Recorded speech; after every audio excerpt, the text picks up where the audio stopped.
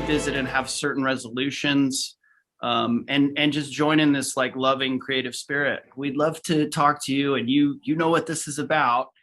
Welcome back, everyone. It's Charlie. Marvel and Sony have revealed more plans for Spider-Man 4, and it turns out it involves Tobey Maguire and Andrew Garfield's versions of Spider-Man returning, in addition to Kingpin and Daredevil, which sounds totally crazy. I would not have expected Tobey and Andrew to come back so soon based on the way they ended Spider-Man No Way Home with that tag scene of him leaving his new apartment. We should do this again, like, all hang out. It's nice. Yeah, for sure, yeah, it's a good idea. I'll just grab your number at the end of the battle. You got it. I know there's a ton of questions about what this means, so we'll break it all down. It turns out it's part of some of the larger issues that Marvel is having with Sony behind the scenes about exactly what the story of the movie is going to be and how this is going to play out through Secret Wars. If you're brand new to the channel, be sure to subscribe to get all the videos. There is a bunch of Spider-Man stuff happening really soon. Like we do have that Madam Web movie. It will be full Morbin time. We've also got Venom 3, the Craven movie, and that Spider-Man freshman year TV series, which now they're calling Friendly Neighborhood Spider-Man, with a version of Charlie Cox's Daredevil, Benedict Cumberbatch coming back. There's a lot of MCU stuff happening during that, but it's meant to be a multiverse show, so we should start getting trailers for that stuff later this year. But based on current events, they're on track to release Spider-Man 4 in 2026. It would have been 2025, but all the strikes delayed everything about a year. And the real news everyone's talking about this week is Marvel and Sony's competing plans for the actual story of the movie, completely different stories.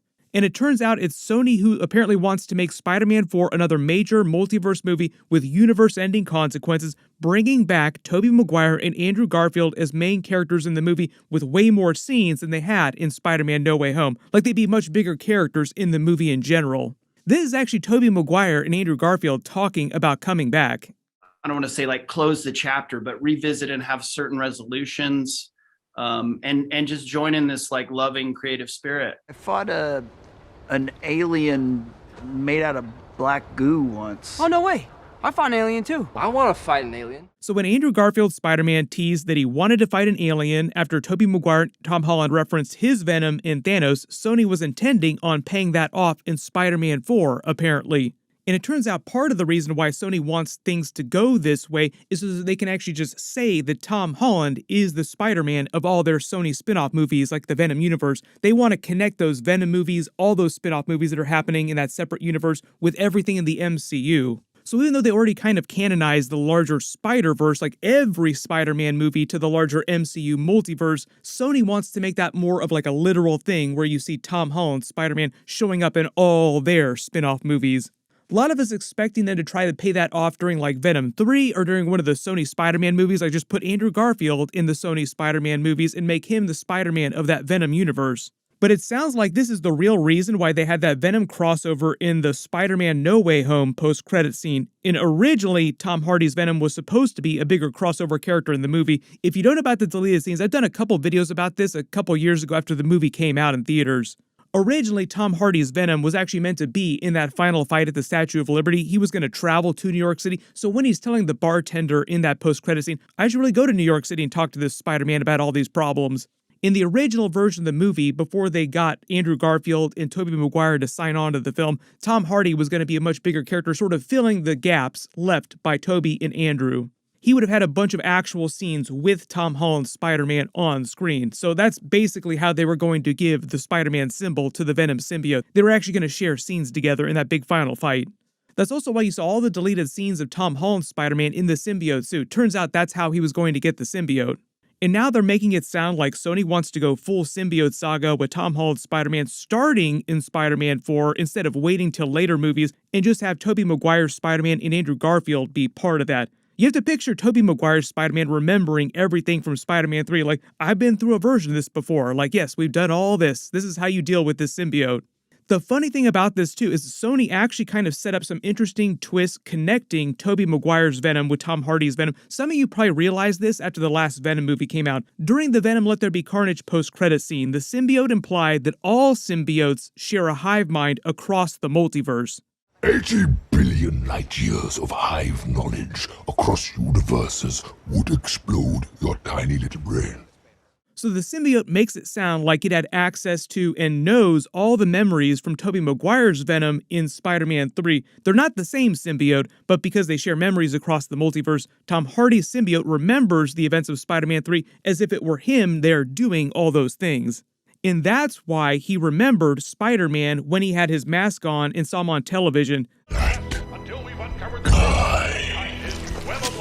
The whole idea is that he didn't know who Tom Holland was, but he did recognize the Spider-Man suit. That's why he said, that guy. During the theatrical cut of Spider-Man No Way Home, you just see Tom Hardy's Venom having already been pulled to the MCU by Doctor Strange's first spell, paying off the Venom Let There Be Carnage post-credit scene when that spell would have actually happened, like we're seeing the spell go down in his post-credit scene. And the bar here is meant to be in Mexico, that's where the hat is, because that's where he was in the Venom Let There Be Carnage post-credit scene, like that's where this beach was. So it was like he just wandered to the hotel bar after getting yoinked to the MCU. He leaves a piece of the symbiote as Doctor Strange's second spell sends him and everyone else back to their original universes, and they reveal that the symbiote is alive and moving on its own, treating it kind of like the child of the Venom symbiote in the way that Carnage was, like a totally different personality from Tom Hardy's Venom. If you didn't realize too, I think this is to set up the idea that Tom Holland can actually be the voice of his version of the Venom symbiote.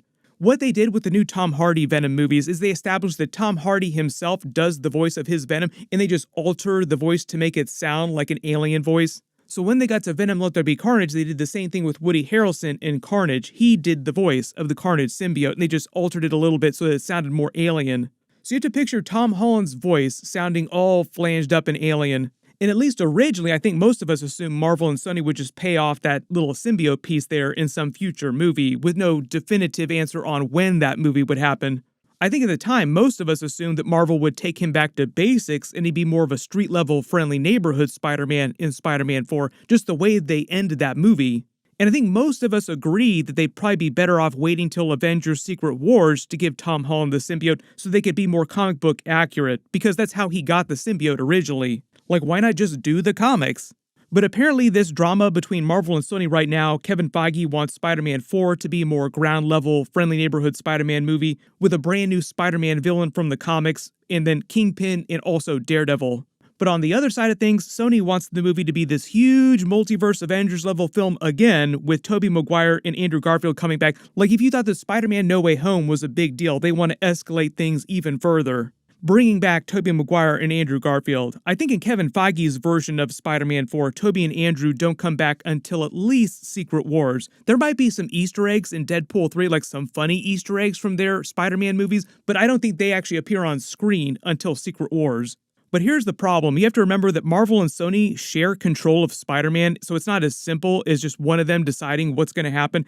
The powers that be actually have to agree in a room what the movie's going to be pretty soon. They have to actually start working on the movie pretty soon if they want to get it out by 2026.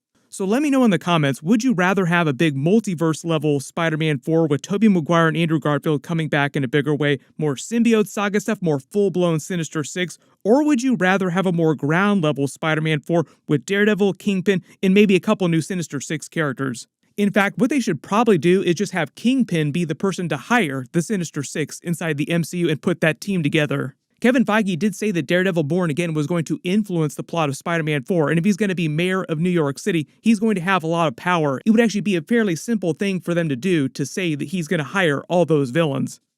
I think people would dig seeing Kingpin and Spider-Man and Daredevil going at it in a film. And besides all the Tobey Maguire, Andrew Garfield stuff, we have learned more about what's actually going on with the movie. Zendaya is coming back as her version of MJ should be a main character again, despite Doctor Strange's spell and everything that happened in the Spider-Man No Way Home ending and post-credit scenes.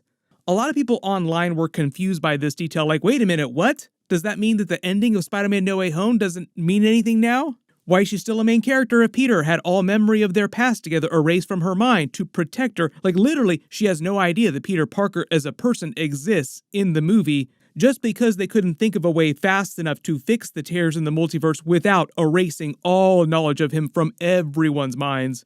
So bringing her back in the story as a main kind of walks that twist back, just slowly. It means that they'll continue being around each other whether he plans to be around her or not.